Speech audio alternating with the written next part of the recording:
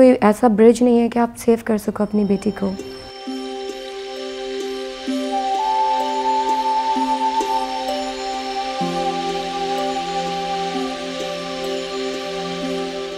Domestic violence या घरेलू तशद्दुद को दुनिया में एक खामोश कातिल के नाम से पहचाना जाता है। माहिरीन का कहना है कि घरेलू तशद्दुद एक औरत और उसके बच्चों पर बहुत गहरा और मनफी असर छोड़ जाता है, जो सारी उम्र के लिए उनकी जिंदगियों का हिस्सा बनकर रहता है। वर्ल्ड हेल्थ ऑर्गेनाइजेशन की 2006 में कंडक्ट की गई एक स्टडी के मुताबिक घरेलू तशद्दुद सिर्फ देहातों या गांवों तक महदूद नहीं है, बल्कि बड़े बड़े शहरों में भी हो रहा है। अमूमन लोग ये समझते हैं कि घरेलू तशद्दुद तरक्की पजीर ममालिक तक ही महदूद है, जबकि इसके बरक्स डोमेस्टिक वायलेंस मगरबी ममालिक का भी एक बड़ा मसला है। ये कहानी है हुमा की। हुमा की जान की हिफाजत की खातिर हम आपको इनका असल नाम नहीं बता सकते। अरेंज मैरिज थी मेरी। पहले मेरा एक्स का रिश्ता जो है मेरी फ्रेंड के लिए आया था। उसकी शादी हो गई तो उन लोगों ने हमारा रेफ़र कर दिया। ये लोग आए 15 डेज़ में, वो 15 डेज़ के लिए आया था, तो उसी में जल्दी शादी हो गई। तो कैसा था उस वक्त इन्वायरमेंट जो आप लोग साथ फ्लाई कर रहे थे? बहुत बुरा था, क्योंकि मेरे घर वालों ने कहा था बाय एयर जहेज़ का सारा सामान जो है वो भी भेजेंगे, मगर बाय एयर लास्ट में प्रॉब्लम हो गई थी, तो वो वहीं से नाराज़ थी कि सामान नहीं आ रहा पूरा सारा। कौन नाराज़ थी?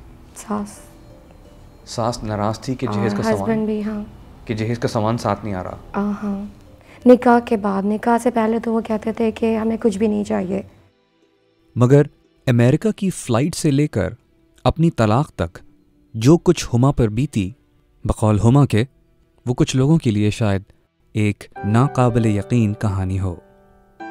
ये कशीदगी तो बढ़ती गई रोज़ दिन बाद, एक दिन के बाद। तो फिर वो कौन सा पॉइंट है जिसमें आपने बोला कि नहीं अब ये बहुत हो गया? मारता तो वैसे ही था। या आपका मतलब है हाथ उठाना? हाथ उठाना। आप पे? हाँ। अमेरिका में जेल में फेंक देते हैं इंसान को ये करने में। अगर आप 911 कॉल करो और नहीं करो तो कुछ भी नहीं होता। तो आपने 911 कॉल की? नहीं। तो कितनी दफ़ा उन्होंने आप पे हाथ उठाया? काफ़ी दफ़ा, मुझे याद नहीं है कितनी दफ़ा, मगर काफ़ी। आप दोनों घर में अकेले थे? पहले अकेले ही हुआ था। जब मैंने घर छोड़ा था उस वक्त उसने माँ के सामने मारा था। घर क्यों छोड़ा आपने? लड़ाई हो रही थी हमारी, तो उसने माँ के सामने मारा था। माँ के सामने मारा था मीन्स बहनों के सामने भी मारता। माँ उसकी वैसे ही मुझसे बहुत बदतमीज़ी करती थी। बात तो वो ऐसे करती थी, हम लोग नौकरों से नहीं करते अपने। तो ज़ाहिर है जब बेटा मार रहा है तो माँ भी मारेगी, फिर बहन भी मारेगी। और हुमा जैसे केसेस को सामने लाने के लिए काम कर रही हैं डॉक्टर शमीम कुरैशी, जिनका काम डोमेस्टिक वायलेंस या घरेलू तशद्दुद में फंसी हुई मासूम लड़कियों की मदद करना है। और वो निस्वा के नाम से लॉस एंजलिस कैलिफोर्निया में एक रिफाही इदारा चला रही हैं।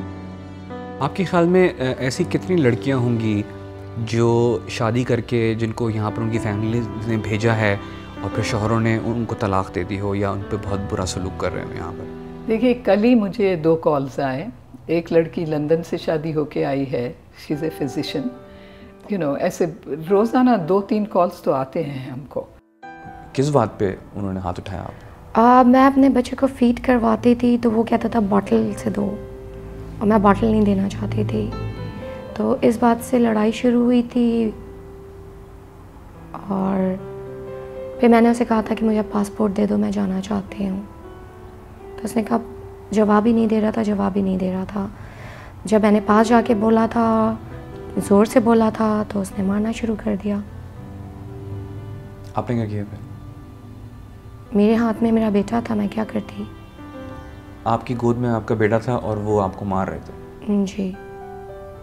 आपके ख्याल में पाकिस्तान में जो माँ बाप हैं जो कि लड़कियों की शादी अमेरिका या यूरोप में करना चाहते हैं, उनके ऊपर क्या ज़िम्मेदारी आयद होती है? पहली ज़िम्मेदारी ये है कि जल्दबाजी ना करें। आई थिंक सिर्फ उनके एजुकेशन पे कंसंट्रेशन करनी चाहिए और कुछ भी नहीं, क्योंकि अगर उनकी एजुकेशन अच्छी है, वो जॉब कर सकती हैं, एक्सपीरियंस है, तो दुनिया में कहीं भी जाएं, कोई भी प्रॉब्लम हो, उनकी बेटी फिर भी सेफ़ हो जाएगी। लॉस एंजलिस कैलिफोर्निया से उर्दू VOA न्यूज़ के लिए मैं हूँ इमरान सिद्दीकी।